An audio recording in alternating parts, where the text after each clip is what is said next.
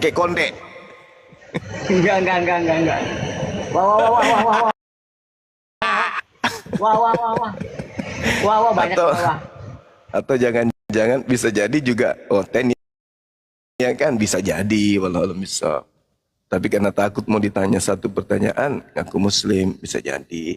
Bisa juga tidak. Kan kita belum tahu.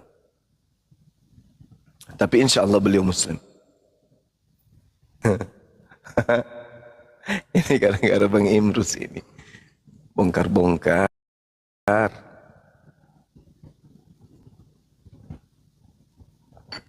Oke, dinaikkan lagi. Siap. Ben, cari lagi Ben. Iya, saya lagi tarik nih di bawah. Untuk teman-teman Kristen yang ada di bawah, kalau mau diskusi nih masih ada satu komal yang kosong. Silakan minta permintaan naik. Tapi jangan typing aja lah di bawah, naik aja lah diskusi gitu, biar enak. Ya, silakan ya teman-teman Kristen yang mau naik, yang mau diskusi silakan minta permintaan. Iya, masalahnya kagak ada yang dijambak, Mbak. Orangnya juga kagak ada yang ini typing. Pepin juga kagak ada. Apa yang mau dijambak? Kemana ya mereka? Gendong naik, paksa naik, gendong. Paksa Ben.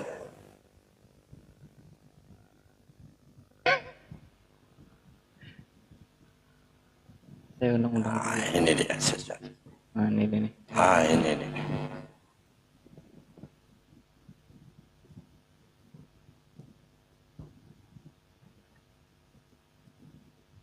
Loh. Kok kagak kelihatan ya?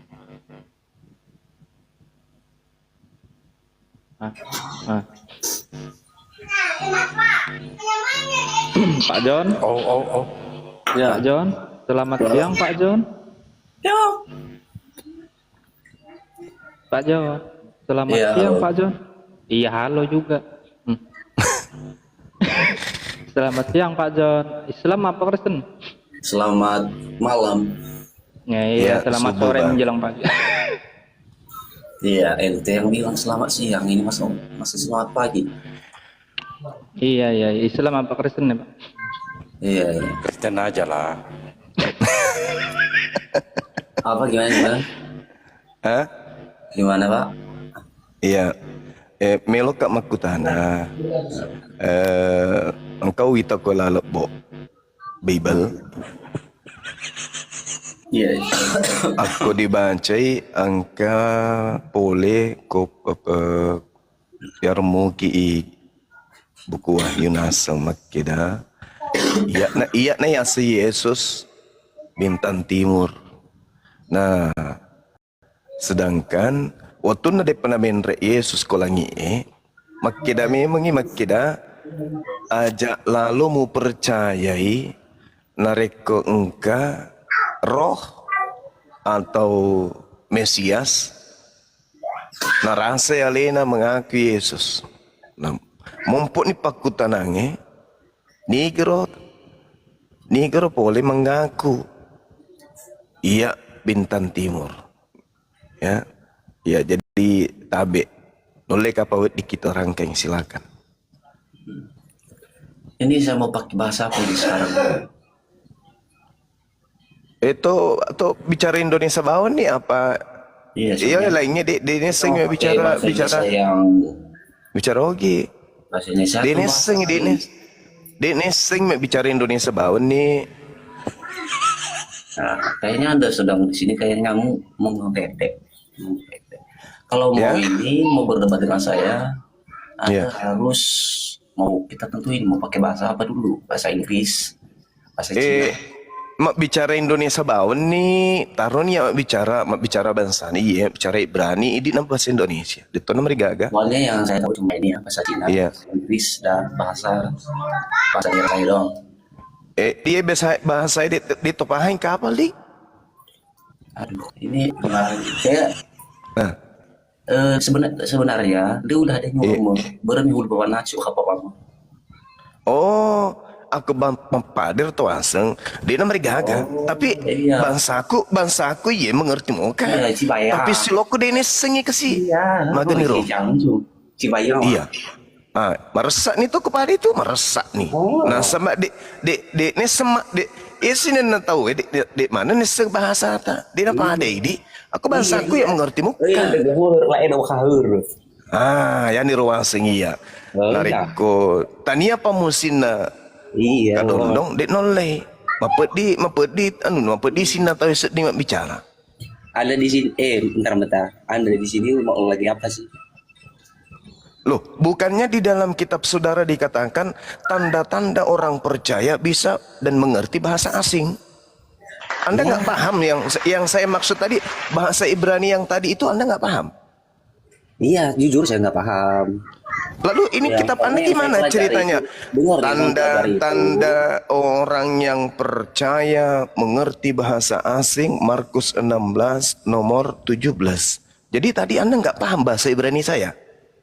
Aduh, iya jujur saya nggak tahu. Berarti Anda belum percaya. Anda cuma percaya kepada makhluk yang mengaku bintang timur, betul? Terlalu ini cuma.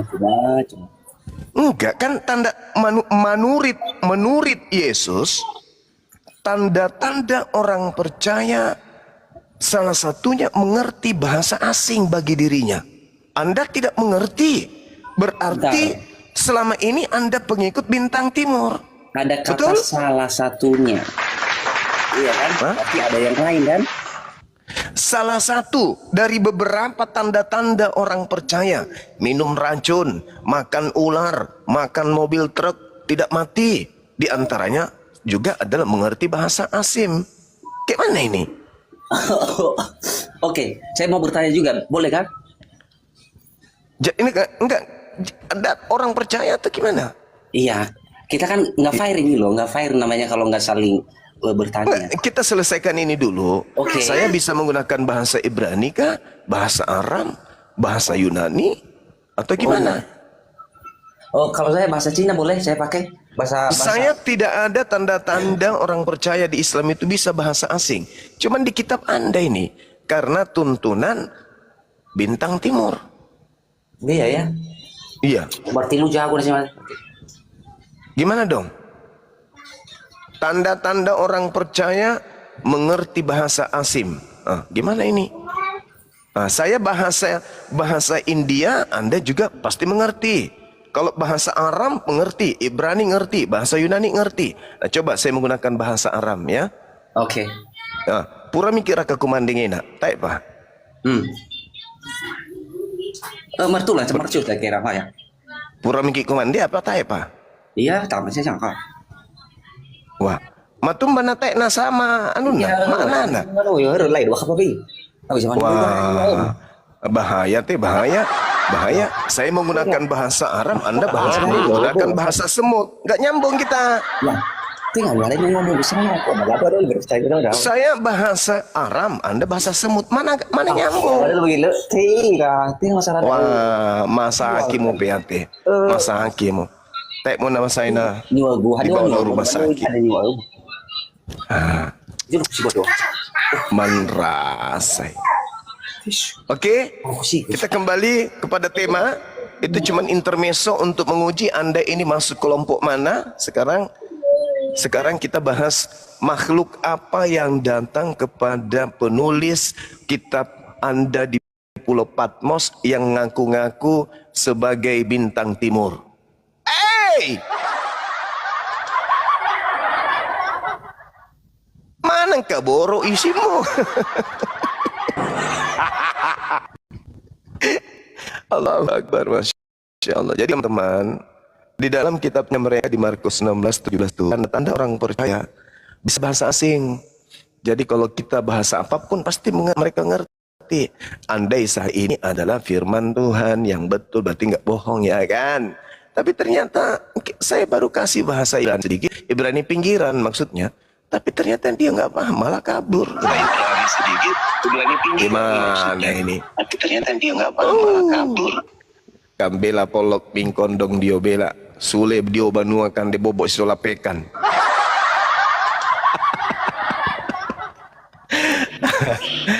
Allahu Akbar.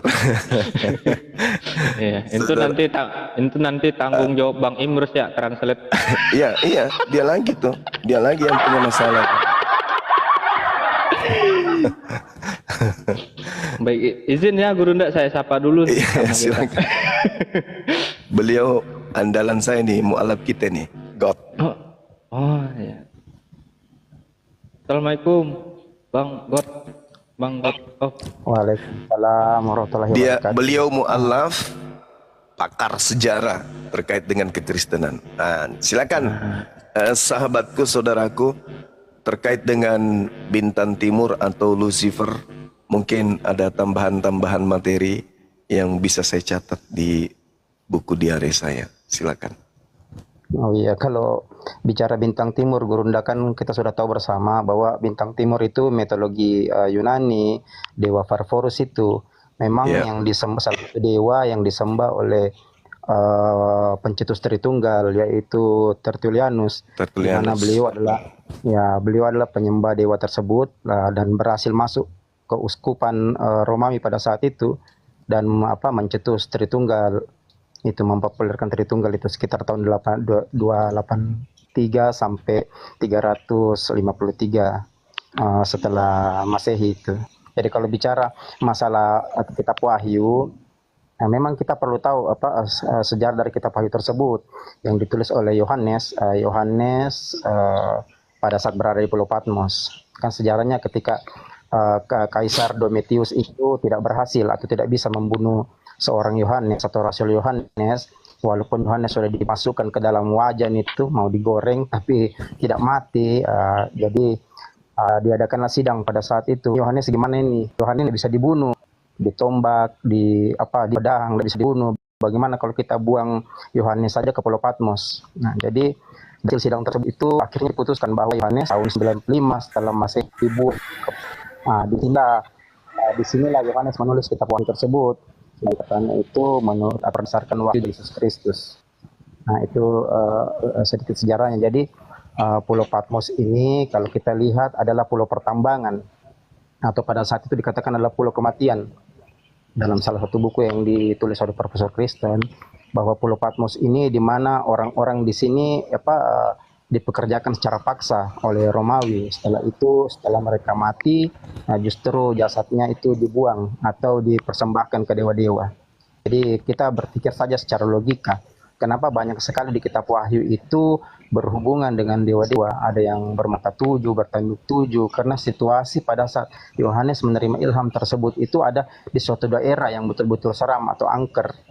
Begitu, coba Anda berpikir secara logika, kalau Anda tidur di kuburan, pasti Anda akan bermimpi yang buruk atau melihat sesuatu yang aneh-aneh begitu. Nah, begitu juga yang dialami oleh Yohanes pada saat itu. Jadi kita tidak bisa salahkan juga penulis kitab Yohanes ini dalam artian Yohanes sendiri, karena memang situasi pada saat itu seperti itu, mencekam gitu loh. Makanya kalau Anda baca kitab Wahyu itu semuanya berbau mistis. Coba Anda perhatikan baik-baik. Semuanya berbau mistis karena memang ditulis di sebuah pulau yang memang boleh dikatakan pulau angker, pulau pertambangan, boleh dikatakan pembunuhan. Nah, begitu. Jadi di situ memang ada bintang timur di situ. Kalau kita baca di situ yang disematkan kepada Isa. Nah, ini yang kita perlu selidiki sejarahnya bersama-sama. Kenapa di Wahyu ini ada tertera bintang timur? Salah satu nubuatan sebenarnya, nubuatan yang ada dalam Perjanjian Lama. Dan begitu di Yesaya 14:12 itu.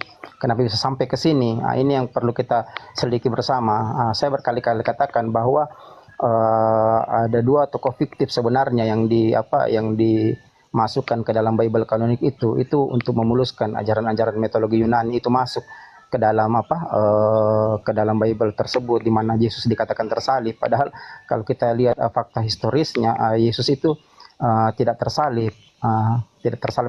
Kita punya banyak alasan tentang Yesus tidak tersalib, terutama alasan historis sejarah tersebut yang ditulis di berbagai buku itu. Nah, jadi memang menurut saya ini adalah buatan Romawi untuk memuluskan ajaran-ajaran dewa itu masuk. Nah, terutama Banyak yang tertulis dalam kitab Wahyu tersebut. Ya, silakan dipelajari baik-baik. Sampai di situ pun ada 666. Kalau Anda baca Wahyu 13:18 itu kan ada di situ.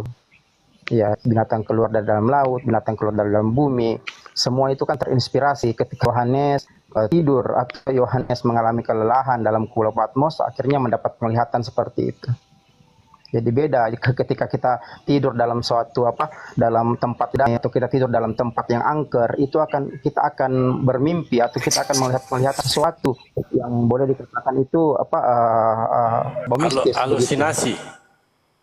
Halusinasi ya, kira-kira seperti itulah. Nah, kira-kira seperti itu. Hanya saya lihat di sini penulis kitab Yohanes ini kan tidak tervalidasi. Jangan sampai penglihatan Yohanes. Selamat pagi saudara-saudara. Kamu bernarasi hingga salib. Aduh, kamu ini. Iya, tunggu sabar Pak. Jangan Salam bernarasi dulu, gitu lah. Pak. Ayo, Ya, saya salam sama Pak Juma dulu, Pak. izin host, boleh? Debat. Iya boleh. Boleh. Tadi malam dia nangis saya di-kick dari room. Wah, siapa yang tak nangis Pak? Ayo, izin host, boleh aku debat sama Juma? Silakan. Enggak usah Cuma satu saya minta, pakai timer. Benjolnya tadi malam Tong dan kosong matanya, nyaring bunyinya biji cuma. matanya yang Ya, tong kebuat kosong tadi nyaring malam bunyinya. itu Host, sudah pakai masuk waktu, kembali izin atau host, masih aku hormati menggantung-gantung? host, Pak. Aku hormati host.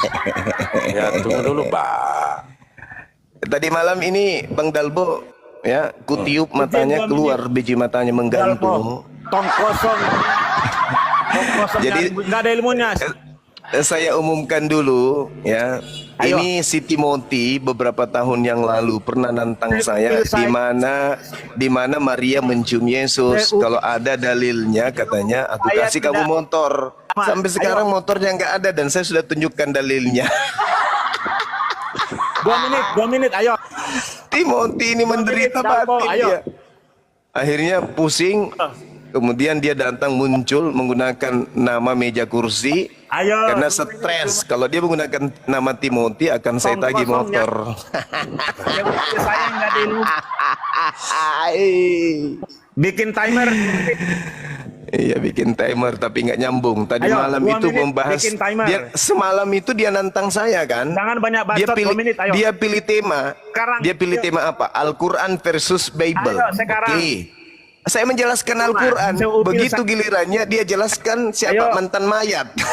Tuhan kami adalah mantan Ayo, mayat. kalau- Aduh parah si, Ayo, si sekarang. penyembah bintang timur ini. sekarang, ayo. Temanya apa? Kamu yang pilih tema, silakan. Isi Al-Quran dan isi Alkitab, mana yang benar, mana dari hantu, mana dari Tuhan. Oke, baik. Oke. Ya. Oke. Atur, Oke. host 2 menit. Oke, mana dari hantu, mana dari Tuhan. Ya. Mana dari Alkitab versus Tapi Al-Quran, ingat, mana di alias Oke. Meja kursi, Oke. tapi ingat, Silakan. Anda jangan keluar dari tema. Ya. Anda sendiri memilih, Yes. sendiri bertanggung jawab. Ya, Oke. jadi izin host, aku boleh bicara bentar. Isi kitab suci masing-masing, mana dari Tuhan yang benar, mana dari setan, mana dari iblis, mana dari isinya. Dari Iya. Saya dari surah surah Iya. An-Naas saya tanya. Iya. Saya tampol mulut bibir muncungnya Juma. Ayo silakan. Iya. Timothy masih kayak beberapa tahun yang lalu. Allah Ngomong kosong, Masya Allah. kosong mulutmu Juma, nggak ada. Baik, sekarang Anda jabarkan kitab saudara. Pakai timer supaya izin host yang Iya, kami berikan waktu buat Anda. pakai Jabarkan. timer supaya tidak gaduh. Bagus pakai timer 2 menit. Iya.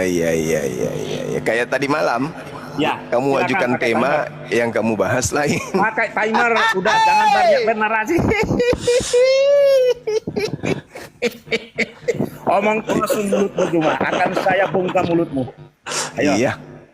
Dalpo, izin Pak Bro 2 menit. Pakai timer. Enggak. Apa meja kursi bagaimana kalau Sudah, Anda kabur saya sekarang? sama Juma. Enggak, kalau Anda kabur gimana? Udah, jangan Kalau Anda jangan kabur. kejang-kejang.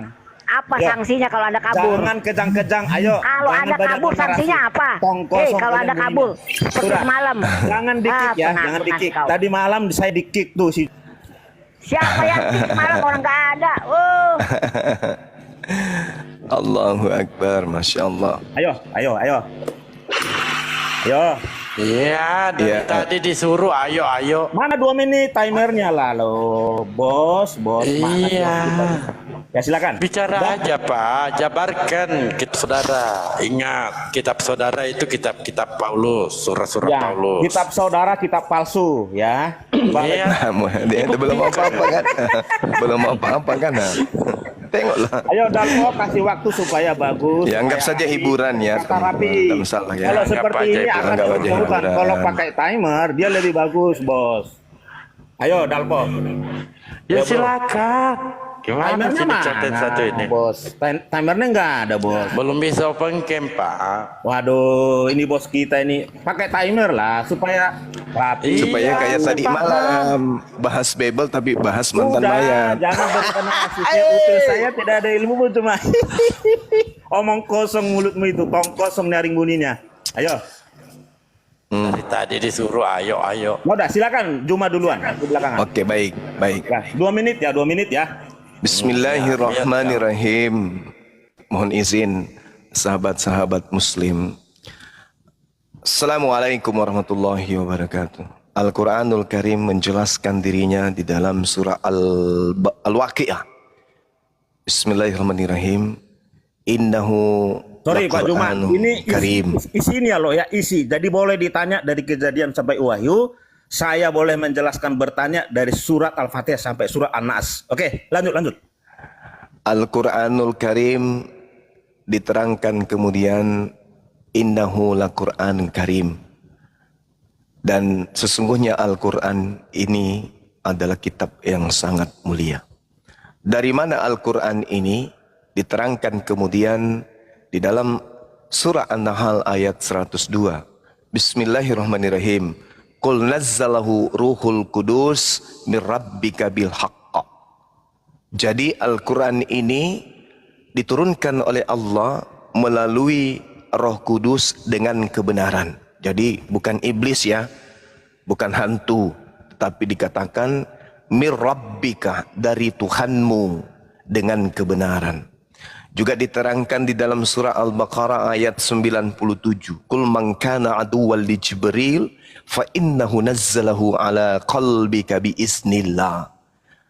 Dikatakan di sana bahwa Al-Quran ini diturunkan kemudian ke dalam hatimu wahai Nabi Muhammad melalui Roh Kudus dengan izin Allah. Dengan izin Allah, dengan kebenaran dari Allah yang berasal dari Allah, yang diwahyukan dari Allah, diturunkan melalui Roh Kudus. Jelas posisi Al-Quran tidak diragukan. Pertanyaan saya, makhluk apa yang datang mengajarkan kitab mimpi di Pulau Patmos yang mengaku bintang timur? Jawab habis ini, silakan. Tong kosong nyari bunyinya Juma, muncungnya Juma, nggak ada Roh Kudus di kitab sucimu. Pendusta kamu. Ya, 1. Penipu, pendusta. Si Zulkifli Kepler ini nggak ada ilmunya. Si Upul saya nggak ada Malah ilmunya. curhat. Ya, udah aku lanjut ya. Si Juma ini Kepler mengatakan Roh Kudus ada di kitab Lucifernya suci. kencang Ya, kali, host. aduh. Host, Kencang. Lucifernya kencang kali. Dia Udah, nyerang-nyerang diam dulu, pribadi. aduh, Tapi inilah, nggak apa-apa, nggak apa-apa. semua Silakan, Islam silakan. kejang sama saya ini ya. Yang kedua Silakan, ya, silakan. si Kepler ini ya mengatakan tong kosong. Yang kedua, suara Kau ini apa ini kau ini? Disuruh jelaskan kitabnya dari iblis atau dari mana, malah menyerang Iya, orang. dia milih tema kayak tadi malam. Dia milih tema Al-Quran atau Bible yang berasal dari hantu atau Ini. Tuhan. Makanya Dia saya nggak katakan, jelasin. kalau nggak pakai Dia nggak timer, jelasin. host, ini si Juma ini jumpalitan nangis ya. Ya. Udah giliran saya sekarang. Diam kamu Juma ya. 1 menit sudah ya. Aduh, Tinggal 1 kamu menit. potong-potong jadi 3 menit. Jangan dipotong-potong Ya, ya. karena kamu tidak memaparkan Aduh, jangan, materi. Kamu Makanya cuma itu sama maki-maki kamu, orang. kamu kain-kain, Gimana ini? ya. Sama saya kamu kain-kain Juma. Kamu diam dulu saya bicara. Dia katakan dari surat Al-Waqiah ini sudah terjaga. Makan kambing. Kitab sucimu dimakan. Disuruh terangkan, malah Kalau maki-maki. kamu hanya berbicara mengenai kayak begitu, kubacakan di dalam Wahyu 10 nomor 10 ya. Di situ diterangkan begini. Lalu aku mengambil kitab itu dari tangan malaikat itu dan memakannya di dalam mulutku. Dia terasa manis seperti madu, tetapi sesudah aku memakan kitab itu, perutku menjadi pahit rasanya. Ini bukan izin satu putaran nanti ya, Gurunda. silakan Ahi, silakan. Diselesaikan dulu, saya minta satu putaran Gurunda. Iya, baik. Nah, di dalam ajaran Kristen kitab Wahyu, kitabmu itu dimakan loh. Ya makan orang. Belum pernah ada sejarahnya kambing makan kertas. Ya, maka selidiki hadisnya baik-baik. Pernah lihat kambing makan kertas? Jadi janganlah terlalu dongo. Ini Wahyu 10 nomor 10. Aku mengambil kitab itu dari tangan malaikat, lalu aku memakannya, terasa manis seperti madu. Tetapi sesudah aku memakannya, perutku menjadi pahit rasanya. Ya habis kitab pun dimakan orang. Tadi temanya Al-Quran atau Bible, dari Tuhan atau dari hantu. Nyerang Al-Quran harusnya kau paparkan dulu. Makhluk yang datang di Pulau Patmos ngaku bintang timur itu, yang memberikan isi wahyu itu siapa? Itu loh. Begitu cara diskusinya, Timothy. Aduh, utangmu belum kau bayar loh, motor. Silakan akhi. Siap Greg, izin ya Gurunda dan teman-teman semua.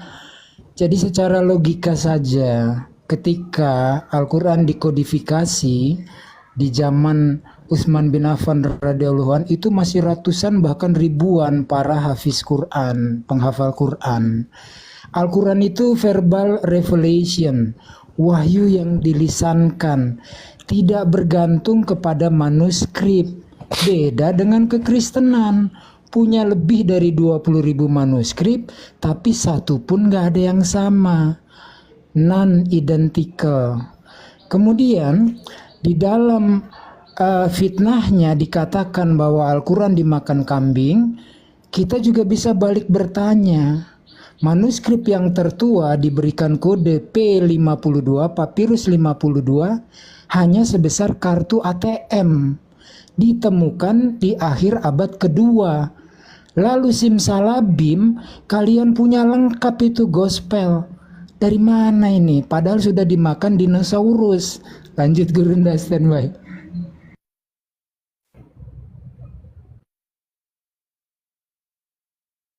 Nah, disambut dulu nih, ada tamunya ini. Iya. Selamat siang, itu Singa Ompong. Nah, ini Oten apa Islam ini? Ya, assalamualaikum warahmatullah. Oh, waalaikumsalam warahmatullahi Waalaikumsalam wabarakatuh. warahmatullahi Lanjut, wabarakatuh. mangga. Ya, silakan Pak. Apa yang mau disampaikan? Mungkin tentang itu aja ya, tentang pengumpulan mushaf Al-Quran mungkin. Apa ya, mungkin sedikit menambahkan aja tentang penulisan mushaf Al-Quran. Memang bukan di zaman Utsman ya, tepatnya sebenarnya ketika turunnya wahyu selain melalui hafalan. Bukan, koreksi dulu sebentar, koreksi. Tadi yang saya katakan kodifikasinya ya. Kalau penulisannya beda. Gospel itu Markus terbit di tahun 60 sampai 70 Masehi, jauh setelah Yesus diangkat ke langit. Lalu menjadi inspirasi bagi Matius dan Lukas. Sementara Yohanes sendiri muncul di tahun 110-an Masehi. Beda dengan ketika Nabi Muhammad SAW menerima wahyu, para sahabat yang bisa baca tulis sekitar 60-an orang dipanggil untuk menyalin dari lisan beliau SAW. Terkumpul sudah di zaman Abu Bakar As-Siddiq radhiyallahu anhu, tetapi belum jadi dibentuk mushafnya. Barulah di zaman Utsman bin Affan radhiyallahu anhu dikodifikasi. Kodifikasi artinya pembentukan mushafnya itu. Lanjut bro, standby.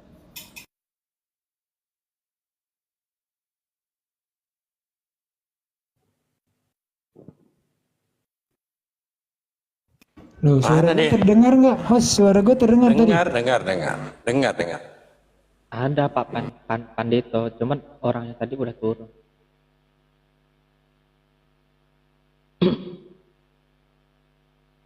Mana lagi ini? Oke lah, lanjutlah Bang Imrus. Aku dalam tiap doaku masuk dalam list itu. Ya Allah, semoga suatu hari nanti Bang Imrus pergi berangkat haji. Amin ya rabbal alamin. Amin, Allahumma amin, alhamdulillah. Semoga kita semua yang ada di sini naik haji plus. Alhamdulillah, amin, amin, Allahumma amin. Ya, silakan Gurunda.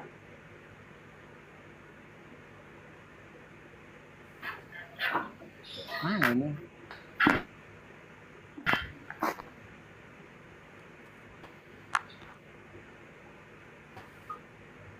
Ada reseller. Bang Beni, silakan Bang Beni, ada reseller tuh.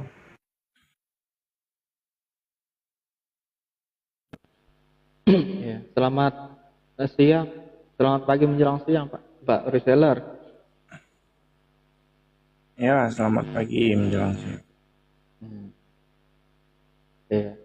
Islam apa Kristen ya Pak, kalau boleh tahu?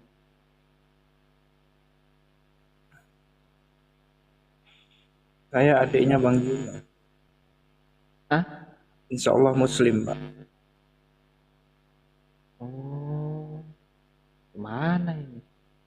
Ya silakan Pak reseller, apa yang mau disampaikan?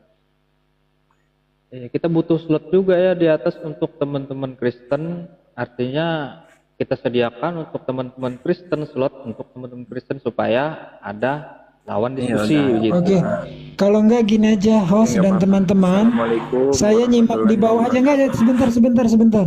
Saya nyimak di bawah, tapi khususkan slot saya untuk kalau ada Kristen yang mau naik ya. Saya menyimak di bawah, izin Gurunda, Bang Dalbo, Bang Beni, Bang Imrus, siapa nih, Bang Bayu, Bunda Ti, Bunda Wanda ya. Thank you, assalamualaikum warahmatullahi wabarakatuh. Di atas aja Ustadz, jangan turun. Saya aja yang turun.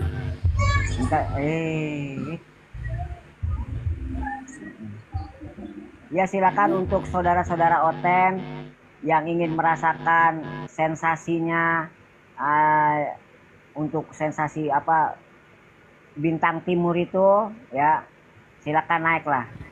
Bukan bintang 7 lah ya. Oh ya, bukan bintang timur. Iya.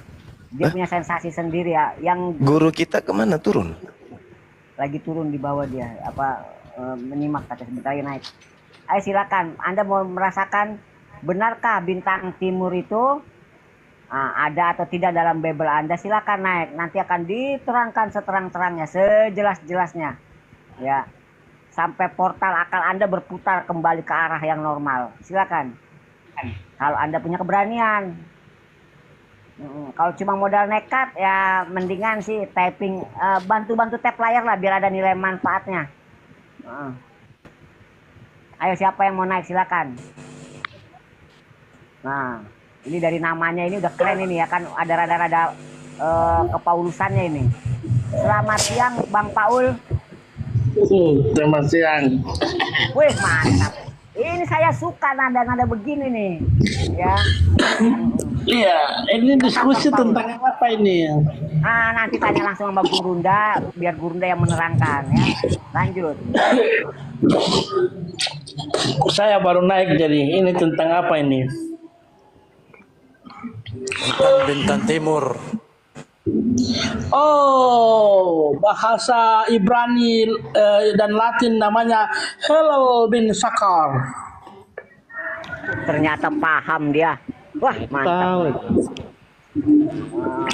Ya, putra Fajar, Hillel bin Sakar. Wih, Bang Juma diasal, goloknya diasal Bang Juma. Ya, silakan. Siapa ya? Ya, Hillel bin Sakar, bahasa Ibraninya. Itu terdapat di dalam Yesaya ya. Itu memang ada dalam kitab Wahyu, tapi ini yang banyak di kalau di dalam kalangan Kristen sendiri memang tidak ada pertentangan antara Yesaya dan kitab Wahyu.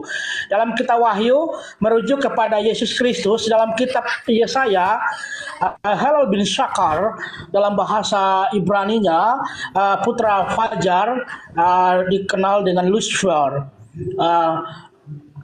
Memang kalau di dalam penyebutan di dalam kitab Wahyu pun itu Yesus pun mengatakan bahwa ia adalah sang putra Fajar. Lalu kemudian Bagaimana kaitan hubungan antara Hilal bin Sakar ini antara putra fajar yang dimaksudkan iblis dalam kitab Yesaya, dan bagaimana ditarik dalam kitab Wahyu Hilal bin Sakar putra fajar juga. Jadi begini, ini sebenarnya harus dipisahkan antara perjanjian dalam konteks perjanjian lama yang di dalam kitab Yesaya yang dimaksud putra fajar yakni iblis telah jatuh, dan kemudian konteks di dalam kitab Wahyu. Kitab Wahyu ini kan adalah kitab berbicara tentang nubuatan yang akan terjadi, sesuatu peristiwa yang akan terjadi. Jadi penyebutan putra sekalipun sama menyebut kata putra fajar atau Hilal bin Sakar, tetapi dua hal yang berbeda yang ada di dalam kitab Wahyu merujuk kepada Yesus. Sedangkan putra sang fajar yang dimaksud dalam kitab Yesaya adalah Lucifer, iblis yang dijatuh, yang dibuang, yang telah jatuh dan dibuang ketika ia memberontak di dalam kerajaan Allah. Jadi dua hal yang berbeda. Hilal bin Sakar yang dalam kitab Yesaya dengan Hilal bin Sakar dalam kitab Wahyu. Mungkin demikian. Oke, baik. Saya mengawalinya supaya penjelasan Anda itu benar-benar otentik ya dengan keadaan yang sesungguhnya. Tolong jawab pertanyaan saya. Pada saat Yesus mengajar kurang lebih 3 tahun di tengah-tengah Bani Israel, apakah Yesus pernah mengaku bintang timur? Silakan.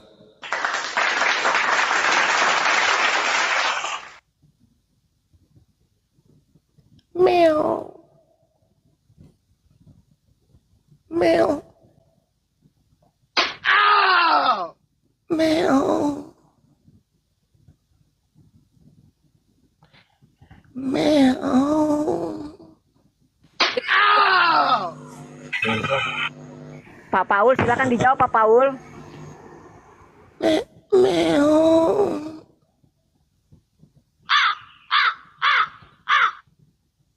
Meow. Nggak panjang saya lihat ini. Baru satu pertanyaan udah gimana? Yesus tidak pernah, selama dia ada, dia tidak pernah mengatakan bahwa Hilal bin Sakar. Terima kasih.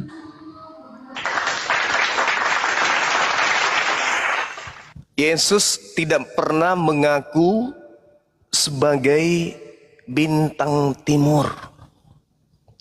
Lalu 70 tahun setelah Yesus terangkat ke langit, muncul makhluk mengatasnamakan dirinya, lalu mengaku juga sebagai iblis. Di sini kalau orang berakal sudah bisa paham betul bahwa yang disembah Kristen selama ini adalah bintang timur.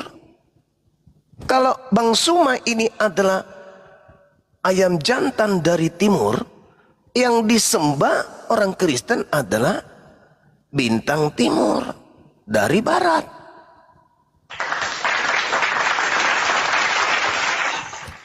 Di sinilah letaknya ya, di sinilah letaknya. Kemudian kenapa Al-Quran itu selalu minta umat Islam itu afala tatafakkarun, afala taqilun. Karena kapan kita menghilangkan akal, cumi-cumi hamil 3 bulan pun bisa disembah. Apalagi makhluk yang nyata-nyata memiliki malaikat-malaikat, di mana malaikat yang dimaksud di sini adalah pasukan-pasukan di bumi yang memiliki jemaat-jemaat untuk menyesatkan banyak orang. Malaikat-malaikat inilah pendeta-pendeta dan pastor-pastor penatua dan seterusnya. Mereka adalah perpanjangan tangan dari Lucifer. Mereka perpanjangan tangan dari Hilal bin Sakar, bintang timur yang ingin menyamai Tuhan, bintang timur yang ingin kemudian menyaingi Sang Maha Tinggi. Makanya Yesus mengatakan apa? Waspadalah kepada Yesus palsu yang datang kepadamu akan menyesatkan orang-orang pilihan juga. Matius 24 nomor 24. Alhasil 20 tahun setelah dia naik, Datanglah bin Zakar kemudian mengaku kepada Paulus, akulah Yesus, manusia dari Nazaret yang kau aniaya. Nih tolong. Kalau saudara lulusan STT, tolong jujur lepaskan kemudian sendi-sendi yang menyebabkan Anda tergadai kepada Lucifer. Hailale bin Zakar itu sudah memiliki misi. Ketika dia dibuang ke bumi, dia mengatakan akan menyesatkan banyak orang. Nah, terbuktikan. Yesus datang, dia guru, dia sumber, dialah yang punya hak. Dia punya otoritas tertinggi sebagai penyampai firman Tuhan di tengah-tengah Bani Israel. Dia yang punya wewenang untuk mengatakan dirinya siapa. Dan ternyata tidak pernah sekalipun Yesus mengaku, akulah bintang timur.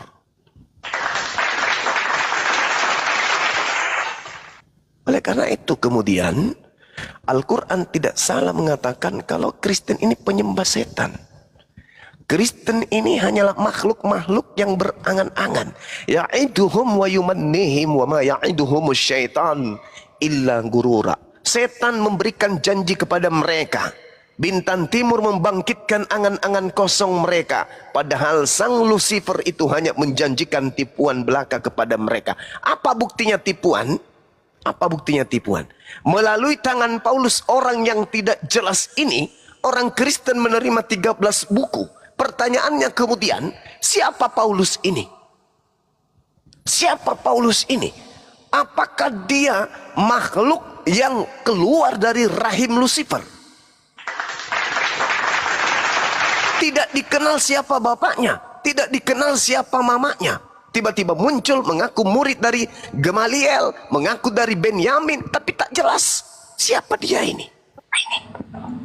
Oleh karena itulah saudara, kalau tidak ada pengakuan Yesus sebagai bintang timur, lalu apa dasar Anda mengatakan bahwasanya yang datang kepada penulis Pulau Patmos itu adalah anak Maria?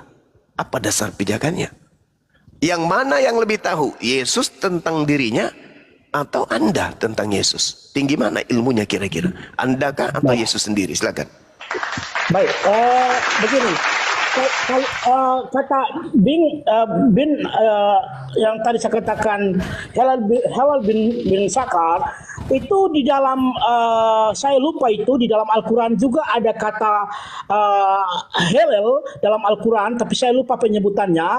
Itu makanya lihat kubah masjidnya itu ada bintang, ada apa namanya bentuk bulan sabit yang berbentuk bulan sabit itu di apa namanya setiap kubah itu di dalam itu Al-Quran sendiri pun dalam bahasa Arab pun itu Hilal itu juga bintang juga sebenarnya penyebutannya. Tapi penyebutannya Hilal dalam bahasa Arab itu saya tidak saya lupa. Mungkin ada yang tahu silakan. Jadi jelas itu juga merujuk kepada bintang. La haula wa la quwata illa billah. Al-Quranul Karim kemudian ketika berbicara mengenai bulan, berbicara mengenai matahari, itu berbicara terkait dengan waktu, bukan terkait dengan penyembahan. Dan kita siapapun, Islam, Kristen, ateis sekalipun, menyadari bahwasanya bulan itu adalah penentu. Hari itu, matahari itu adalah penentu waktu. Apa yang diterangkan Al-Quran itu berkesesuaian dengan sains. Dan itu kita gunakan pada hari ini. Jadi tidak ada hubungannya. Tidak ada hubungannya. Contoh misalnya di dalam Al-Quranul Karim surah Yunus. Kita baca di dalam surah Yunus ayat, saya lupa ayat keberapa teman-teman, tolong nanti disampaikan ke kita. Bismillahirrahmanirrahim. Huwallazi ja'ala syamsa diya wal qamara nuran wa qaddarah manazila lita'lamu adadas sinina wal hisab. Ma khalaqallahu dzalika illa bil haqq. Yufassilul ayati liqaumin ya'lamun. Allah yang menciptakan matahari bersinar dan bulan bercahaya, dan dialah yang menetapkan tempat-tempat orbitnya agar kamu mengetahui bilangan tahun dan perhitungan waktu. Allah tidak menciptakan yang demikian itu melainkan dengan hak, dengan benar. Allah menjelaskan tanda-tanda kebesarannya kepada orang-orang yang berakal. Masya Allah, iya betul, ayat kelima. Nah, jadi kalau Anda menyinggung kemudian ada bulan, ada bintang di kubah masjid, itu sejarahnya terkait dengan perang. Ketika perang salib, orang Kristen menggunakan simbol palang supaya membedakan antara pasukan Islam dengan pasukan Kristen. Maka orang Islam menggunakan, pasukan Islam menggunakan simbol langit, yaitu bintang dan bulan. Gak ada hubungannya tuh, gak ada hubungannya sama sekali.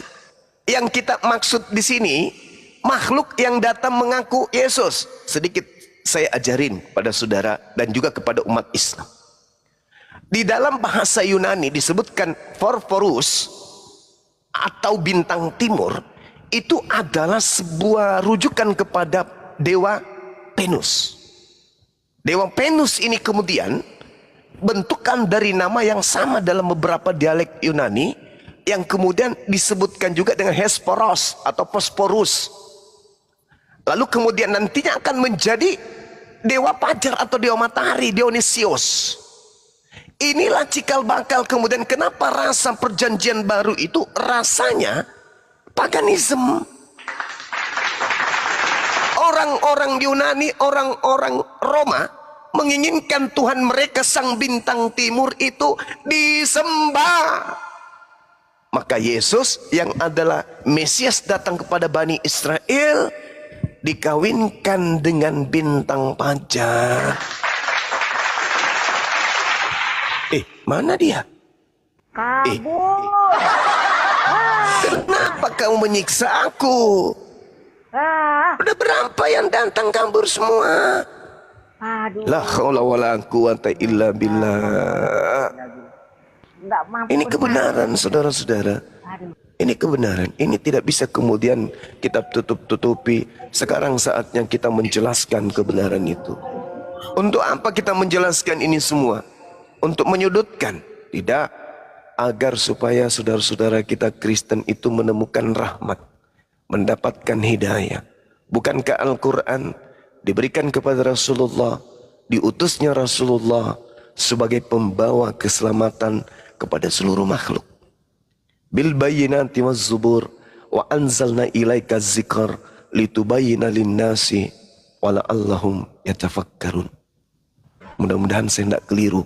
Di situ dikatakan, aku memberikan Al-Quran kepadamu wahai Nabi Muhammad, untuk kau ajarkan kepada seluruh umat manusia, agar mereka tahu apa yang harus mereka lakukan di dalam kehidupannya. Semoga saya tidak keliru. Bil bayyinati waz zubur wa anzalna ilaika dzikr litubayyana lin-nasi ma nuzzila ilaihim wa la'allahum yatafakkarun, agar mereka berfikir. Ini Al-Quran datang sebagai penolong, Al-Quran datang sebagai obat, Al-Quran datang sebagai solusi, Al-Quran datang sebagai sirat, sebagai hudan, sebagai nur, petunjuk, kemudian sebagai cahaya bagi kegelapan yang ada di atas muka bumi ini. Jadi begitu rekan-rekan sekalian, sahabat-sahabat sekalian, mudah-mudahan saudara Kristen yang mendengarkan ini bisa sedikit tersentuh hatinya bahwa Yesus punya kelas dia sebagai guru, murid-muridnya seluruhnya, mulai yang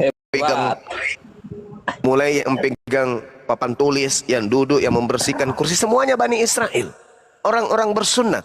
Tak ada muridnya yang makan babi, tak ada muridnya yang tidak bersunat, tak ada muridnya yang sekolah minggu, tak ada muridnya yang menyembah kepada bintang timur. Itu kelasnya Yesus.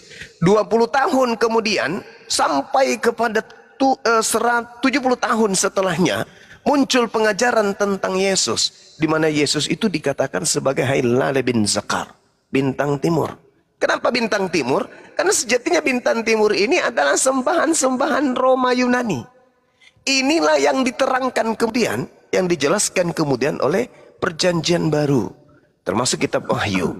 Maka lahirlah Kristen sebagai pasukan-pasukan bintang timur di atas muka bumi ini untuk menggiring keturunan Adam menyembah kepada makhluk yang ingin menyamai pencipta Sang Maha Tinggi. Seperti itu saudara-saudara. Mungkin ada dari pasukan-pasukan bintang timur yang mau menanggapi, waktu dan tempat disilahkan. Boleh saya menanggapi sedikit? Ya, boleh ya. Silakan. Ya. Yesus itu dilantik oleh Allah. Terus Allah SWT siapa yang lantik? Baik. Jadi Tuhan yang datang kepada Bani Israel itu menyatakan dirinya sebagai SWT. Di dalam Alkitab diterangkan kemudian. Lucu kali nggak? Ya, kalau tidak ada ilmu, diam. Kita belajar sama-sama. Soalnya nggak masuk akal. Tuhan yang disembah oleh para nabi itu maha suci, itu pasti, itu nggak bisa tidak, nggak boleh ditawar-tawar. Tuhan yang disembah oleh Bani Israel, para nabi yang datang, itu adalah hakikat yang maha tinggi. Ya, itu pasti. Maha tinggi, maha suci, dalam bahasa kita, dalam bahasa umat Islam, dalam Al-Quran disebutkan Subhanahu wa ta'ala. Memang betul yang disembah oleh orang Kristen itu tidak maha suci, tidak maha tinggi. Yesus tidak pernah dikatakan sebagai makhluk yang maha suci. Yesus tidak pernah diajarkan sebagai makhluk yang maha tinggi, nggak pernah. Apalagi sebagai Tuhan, Khalik, nggak pernah. Dan bintang timur yang datang kepada penulis Wahyu tidak pernah juga mengaku sebagai yang maha tinggi. Tidak pernah juga diajarkan sebagai yang maha suci. Kenapa? Karena dia adalah Lucifer. Nah, saudara naik mengaku Yesus dilantik katanya. Berarti Tuhanmu Anda akui dilantik. Nah, inilah bahayanya kalau percaya kepada malaikat-malaikat bintang timur. Iya, silakan. Oke, boleh bertanya dulu. Intinya pertanyaan begini. Kalian Islam, kami Kristen. Ya. Kristen sama Islam, apa ributnya kalian? Kenapa dipermasalahkan Kristen terus? Apakah pernah Kristen menyinggung Islam itu? Jangankan Kristen, makhluk-makhluk di belakang. Dengar. Permasalahan apa kau? Tidak ada orang masalah agama di sini. Tunggu. Kenapa Pak? Saya wakili guru. Gini, tunggu dulu Pak.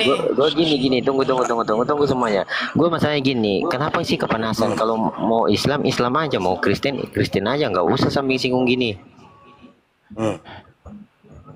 Sudah. Udah jalanin aja kehidupan lurus gimana lurusnya. Iya, kalau sudah bilang sudah, nggak usah baku singgung-singgung begitu. Ini adalah hobi saya Pak. Hobi saya hobi sih hobi, tapi hobi itu nggak boleh dibawa dalam agama Pak. Jangan nangis Pak. Hobi itu nggak boleh dibawa dalam agama. Cengeng kali kau. Cengeng macam apa kalian itu kayak begitu bicara? Sedikit lagi ya. Silakan Gerunda. Oke. Sedikit lagi. Saya katakan jangankan kalian yang nyata ini, ya, Lucifernya aja kami lawan. Apalagi kalian adalah manusia yang ditunggangi oleh pasukan Lucifer untuk kemudian mengajak orang-orang lain untuk menjadi pengikut. Agama Kristen itu adalah agama syiar. Agama Kristen itu adalah agama yang diperintahkan untuk diajarkan kepada seluruh makhluk, termasuk kepada umat Islam. Kami tidak mau. Siapa yang mau menyembah Lucifer? Nggak mau kami. Bukti bahwa kalian itu adalah agama yang menjadi titisan Lucifer. Mau tahu? Bible kalian itu masuk menusuk sampai ke jantung Islam. Kitab kalian sebut Alkitab, kalian sebut Tuhan kalian sebagai Allah. Nabi, Rasul, roh, awal, akhir, masuk semua ke dalam kitab saudara. Apa tujuannya? Untuk supaya Lucifer mendapatkan banyak pengikut. Itu buktinya. Cara penyesatan itu kayak begitu. Merampas. Lucifer merampas hak kenabian Yesus. Lucifer merampas hak ketuhanan, posisi tahta Elohim. Dia ingin menyamai Tuhan. Begitu juga Lucifer yang muncul kemudian merampas ajaran-ajaran Tuhan yang ada dalam Al-Quran untuk digunakan sebagai alat penyesatan. Maka kami menahan itu.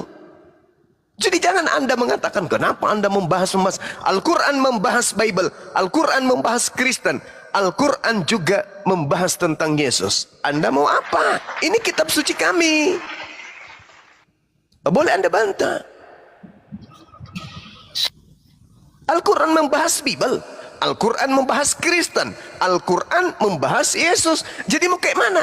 Masa kalian melarang kami membahas Al-Quran kami? Nggak bisa. Nggak bisa. Contoh, dikatakan dalam Al-Quran yang saya katakan tadi kepada saudara-saudara yang ada di sini. Iyad'una min dunihi illa inatha wa iyad'una illa syaitanan marida. Yang mereka sembah selain Allah itu tidak lain adalah berhala, dan yang mereka sembah itu tidak lain adalah setan yang durhaka kepada Allah. Ini Al-Quran yang mengatakan itu. Jadi kami harus menjabarkan, menjelaskan, karena kami juga adalah agama tabligh, agama syiar. Kami harus menjelaskan bahwa yang disembah oleh Kristen itu adalah setan. Itu yang harus kami ajarkan. Silakan Anda juga mengajarkan bahwa yang Kristen sembah itu adalah Allah. Selesai bukan? Lalu kita kemudian bedah pakai tinta akademisi. Begitu bro. Jadi jangan kesurupan. Jangan kesurupan. Agama Kristen itu adalah perwakilan Lucifer untuk menjerat manusia masuk ke dalam neraka. Itu faktanya. Dan tidak ada satu manusia pun yang bisa membantai itu. Jangan di-mute dong. Timer dong. Begini dulu. Yuk timer yuk. Wakilnya Lucifer. Oke, saya tanya sama Anda. Muhammad Pedofil. Coba lihat. Ayo kita timer dong. Coba lihat. Turunkan. Timer. Turunkan. Di mute. Turunkan. Setan kayak begitu jangan dibiarkan. Menghujat Rasulullah langsung diturunkan. Menghujat Allah langsung diturunkan. Tidak perlu. Kita nggak perlu. Binatang-binatang yang seperti ini, perpanjangan tangan Lucifer, jangan dikasih ruang. Nggak usah, biarkan mereka tersiksa. Kita menyampaikan kebenaran, kita tabligh kemana-mana, sampaikan bahwa yang mereka sembah itu adalah bintang timur. Dah selesai. Dia mau meradang, dia mau bunuh diri, dia mau mengamuk, bahkan dia datang untuk membunuh Bang Suma saja, biarkan. Ente pada tinggal datang, ambil jenazah saya, mandikan, kafankan, kuburkan, selesai. Nggak usah dibiarkan orang-orang kayak begini. Nggak usah dikasih ruang. Iblis eksplikasi begini, yang menghujat Rasulullah itu langsung dikat. Dikat, kita penjarakan otaknya, kita siksa batinnya, kita suarakan kebenaran. Gitu. Itu yang seperti itu adanya. Kalau dia mau kemudian berdiskusi dengan baik, silakan aja dinaikkan. Jangan menghujat. Di sini kita ada menghujat Yesus. Yesus kita murnikan akidahnya. Yesus kita bersihkan dari fitnahan-fitnahan oten, penyembah Lucifer. Bagaimana Bang Suma siang dan malam menyatakan Yesus itu memiliki kelas. Dia nabi, dia rasul, dia makhluk yang suci. Dia utusan Allah, pencipta alam semesta, mengutusnya kemudian sebagai laki-laki yang suci di tengah-tengah Bani Israel, mengajarkan hikmat Injil. Kita tidak pernah menghujat. Bukan Yesus yang diludahin, bukan Yesus yang ditampar, bukan Yesus yang ditumbuk mukanya, bukan Yesus yang ditenjangin, bukan Yesus yang ditombak perutnya, bukan Yesus yang dikuburkan, bukan Yesus yang digantung di pohon dan dikata-kata oleh mereka. Siapa yang disalib? Bukan. Tetapi mereka apa yang terjadi? Mereka lakukan kemudian adalah tidak. Yang ditampar dan yang diludahi, dan yang dibunuh, yang ditonjok mukanya, itu adalah Yesusku. Dia pingin kali Yesus itu terhina, direndahkan serendah-rendahnya. Kenapa? Karena pada diri mereka ada Lucifer. Di dalam diri mereka ada setan. Yang menguasai mereka setan. Itu tahta yang mereka bangun itulah gereja-gereja. Itulah gereja-gereja tahta-tahta setan di atas muka bumi ini. Berani saya katakan itu karena itu berdasar Bible. Itu berdasar Bible. Oke, silakan Anda berbicara. Tapi jangan menghujat ya. Ya, Jangan menghujat. Zulkifli, saya mau nanya. Udah, siapa nama yang disalib pengganti Isa di kayu salib? Sebutkan namanya, di mana dalilnya? Kalau kau bisa, saya ikutin kamu dah. Mana dalilnya?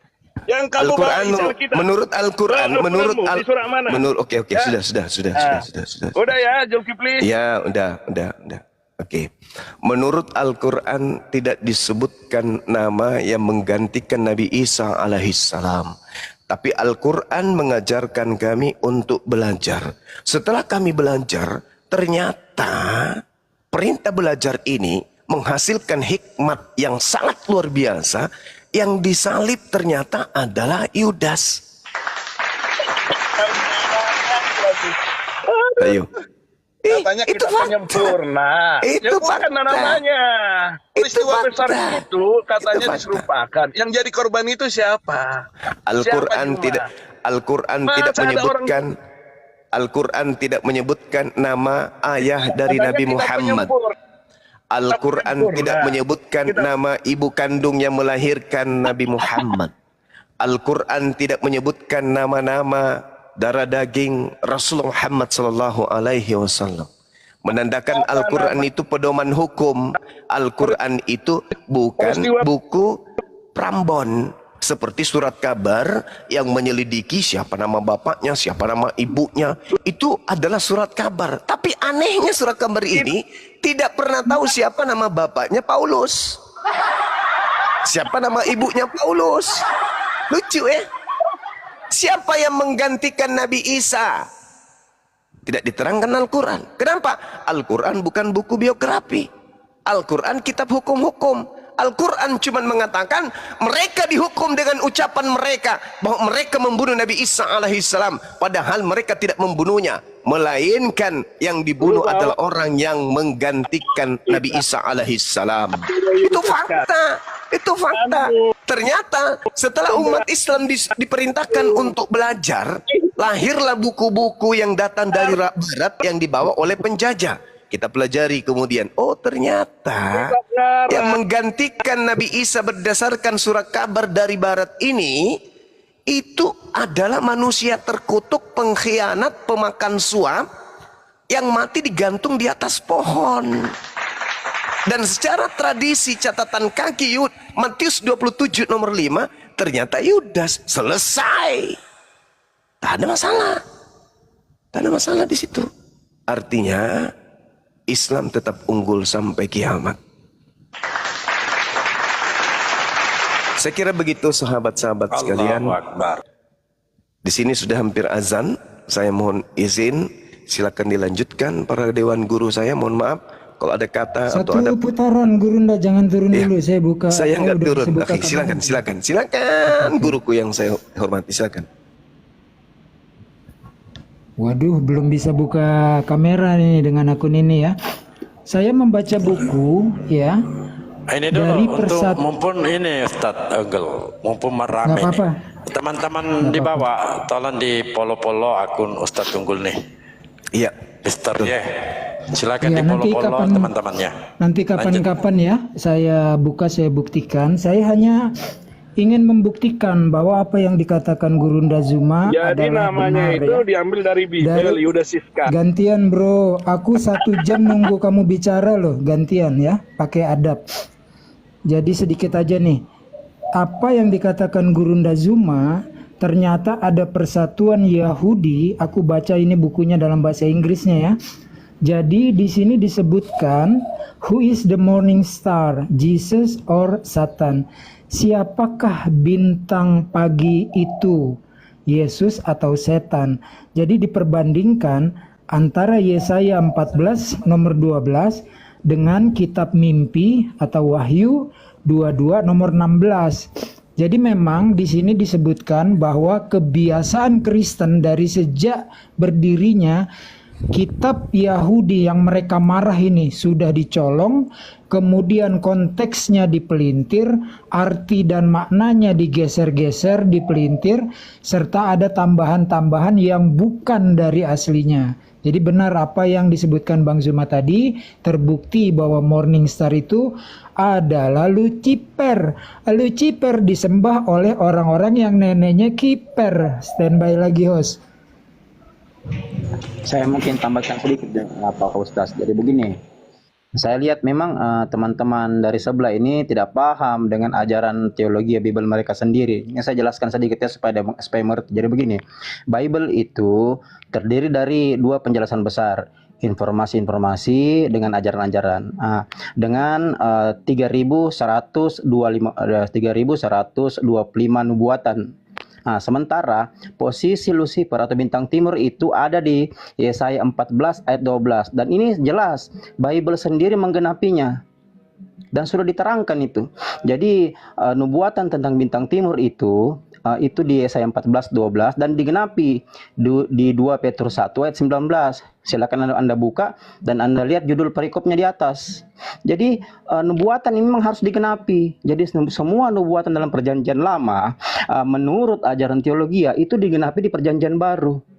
Dan kita perlu lihat histori sejarah bahwa bintang timur itu tidak ada 2 atau 3, tapi cuma ada 1 yang diceritakan dalam Bible. Sementara dalam Bible di Yesaya 14:12 itu adalah 1 bintang timur, bintang fajar atau bintang Venus itu digenapi di 2 Petrus 1 ayat 19. Lalu diteruskan dan disematkan di Wahyu 22 ayat 16 tersebut. Jadi kalau dikatakan bintang timur di Yesaya 14 dengan bintang timur di Wahyu berbeda, ini salah persepsi karena Bible tidak menjelaskan seperti itu. Memang betul perikopnya itu di Yesaya 14 itu judulnya itu ejekan terhadap Raja Babel yang mulai dari Kejadian 11 itu. Tapi perlu kita ketahui bahwa Yesaya 14:12 ini masuk daftar nubuatan yang harus digenapi di perjanjian baru. Dari 3.125 nubuatan dalam perjanjian lama itu harus digenapi di perjanjian baru, dan perjanjian barunya itu menggenapi di 2 Petrus 1 ayat 19 tentang bintang timur. Jadi apa yang